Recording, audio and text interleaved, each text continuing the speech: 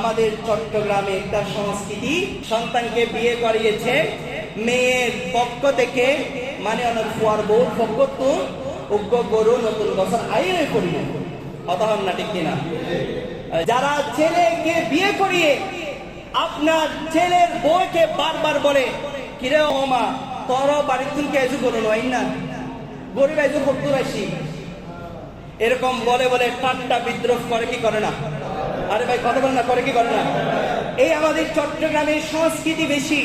একটা মেয়ে লালন পালন করতে গিয়ে একত আপনি যে পরেতের নামে তারপর যে জুলুম করেছেন সেটা এখনো সেই শুধরে উঠতে পারে নাই, সেই ঋণের বোঝা এখনো মাথার উপর আছে তার।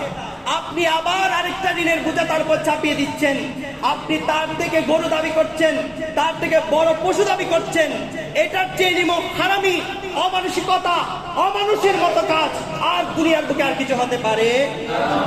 একটা বাবা মেয়ে লালন পালন করে আপনার কাজে উপযুক্ত সময়ে সুবর্দ করছে, এর চেয়ে বড় আর কিছু হতে পারে? এক আদরের বাচ্চাকে আপনার হাতে তুলে দিচ্ছে আপনার সেবা যত্ন করার জন্য। 18-20টা বছর ওই মেয়েকে লালন পালন করেছে, আদরে রেখেছে, কুলে রেখেছে, মাটিতে রাখে নাই। তার অভাব অনটন দূর করেছে, কষ্ট পাবে সেই কষ্টের কারণে তার কাপড় পর্যন্ত তাকে ধুতে দেয় নাই। আর সে 18-20 বছর 22 বছর একটা মেয়েকে আপনার সেবার যত্ন আপনার হাতে তুলে দিচ্ছে। আপনি কেমন মানুষ? আপনি কত বড় নিমুখ খারাপ, আপনি কত বড় পশু? আপনি নিজে চিন্তা করুন। আপনি সেই মেয়েকে বারবার কষ্ট দিয়ে বলছেন যে কখন তোমার বাপের বাড়ি থেকে গরু আসবে, কতটুকু এসেছে, এইটা বলে বলে একজন মানুষকে যে কষ্ট দিচ্ছেন। আপনার তো দুনিয়াবি, আপনি মানুষ হিসাবে পরিচয় দেওয়া এটা সবচেয়ে বড় অমানসিকতা। কথা বলে না, ঠিক কিনা? আর উচ্চ আওয়াজ বলে না, ঠিক কিনা? আল্লাহ পাক রব্বুল আলামিন আমাদেরকে বুঝার এবং আমল করার তৌফিক নসিব করুন। আপনার উপর কুরবানি ওয়াজিব হয়েছে, আপনার টাকা দিয়ে আপনি কুরবানি দেন। মানুষের টাকা দিয়ে এখানে আপনি কুরবানি পশু বুঝবেন। বড় খাওয়ার সংস্কৃতির কথা যদি বলি তো আমার উপর অনেকে নারাজ হয়ে যাবেন। অনেকে আবার বলবেন হুজুর তাড়াতাড়ি বের করে মসজিদ হুজুরে যে যে বিষয়টা হতা হয় হুজুরে তাড়াতাড়ি বের করে, আরে বাজি বের করে দিন আরো বেশি খুশি, এনাই পারবার হই। হক কথা, এটা হকের জায়গা, মিম্বার আমার রসুলের জায়গা। আমার রসুল এই জায়গা থেকে সত্য বাণী বলেছে, আমিও সত্য বলতে দ্বিধাবোধ করি না, যদিও সেই কথা আমার গায়ে পড়লেও আমি সত্য বলতে দ্বিধাবোধ করি না। আমার রসুলের কথা বলছি। আল্লাহ আমাদেরকে বুঝার এবং আমল করার তৌফিক নসিব করুন। এই অপসংস্কৃতি, এই কুসংস্কার থেকে আল্লাহ আমাদেরকে বেরিয়ে আসার তৌফিক নসিব করুন।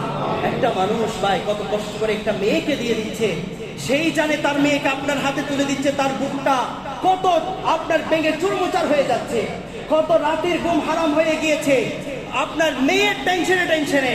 সেই জায়গায় আপনি যদি তার মেয়েকে পশু খোঁজার নাম দিয়ে এই কথাগুলো বলেন, সেই বাবা কি নিজের জায়গায় ঠিক থাকতে পারবে?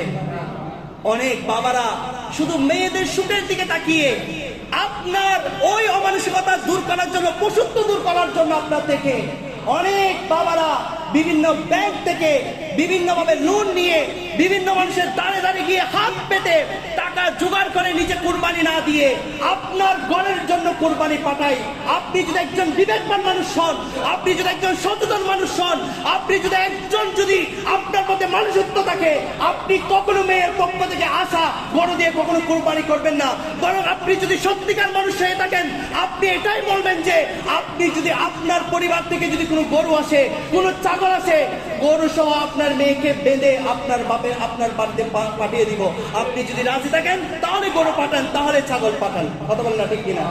এটাই হচ্ছে মনুষ্যত্বর প্রকাশ, এটাই হচ্ছে মনুষ্যত্বর প্রকাশ। আল্লাহ আমাদেরকে বোঝার এবং আমল করার তৌফিক নসিব করুন। এই হতাই মাঝে বোধকে খারাপ টাইব বোধ কি আছে সাত গলত বই হত্যুন না হঠাৎ বাড়ির পাশে এই হুজুর টুজুর একদম মানাবে দিতে না, বাড়ির পাশে হুজুর রাইলি মুশকিল। এই দড়ি হতাই হোক আর বিদ্যুৎ করিব, তাড়াতাড়ি বের করো, বের করে দেন তাড়াতাড়ি। আল্লাহ বুঝিবেন, তৌফিক নসিব করুন। আমার কথা কি কষ্ট পেয়েছেন? আমার কথা কি কষ্ট পেয়েছেন আপনারা? এটা কি সমাজের বাস্তবতা কিনা? কথা বলেন না, এটা বাস্তবতা নাকি অবাস্তবতা? একজন বাবা আপনি বড়দের নামে যে জুলুমটা তার উপর করেছেন, আপনি যৌতুক, আপনি এখন তো যৌতুক ডাইরেক্ট চাওয়া হয় না।